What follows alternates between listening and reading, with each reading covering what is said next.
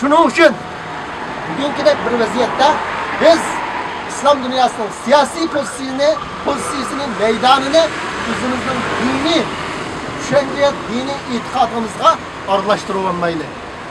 Ularninki salbiy maydonni bano qilib, o'zimizning diniga hujum qiladigan, xalqimizning diniy qimmat qarashlariga hujum qiladigan, diniy kiyim-kechaklariga hujum qiladigan ishdan har qanday aqlli siyosatchi yiroq bo'lish lozim.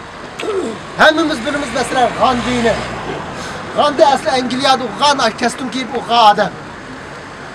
Lekin o'zining xalqini İngilizning mustamligidan qutuldirdigan kurash maydonida qanday qilib desanglar, suratni ko'rsanglar hammalar bilasizlar. O'zi shu Hindistonlikning shu diniy kiyimini kiyib, yalangoq yengib, ular kurash qilgan.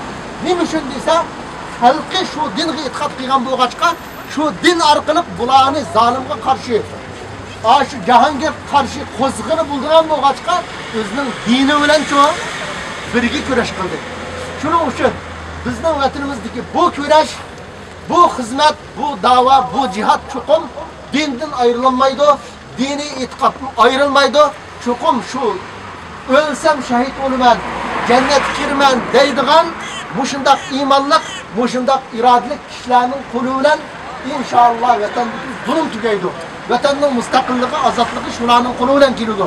Shuning uchun siyosiy yo'llar ashundaq biznes yazdiganlarga nasihat qilish orqali, gap qilish orqali bo'lsa-mu, ularni to'xtatayli. Bu yerda turgan dunyoning har qaysi joylarida vatanimizni, dinimizni deb kurash qilayotgan kishilarningki diniy hissiyati, diniy qimmat qarashlarga hujum qilmayli. Buni chuqum qo'g'dash, buni hurmatlash har bir da'vo egasininki burchi, mas'uliyati. Alloh subhanahu va taolo hammamizni qadamlarimizni mustahkam qilsin.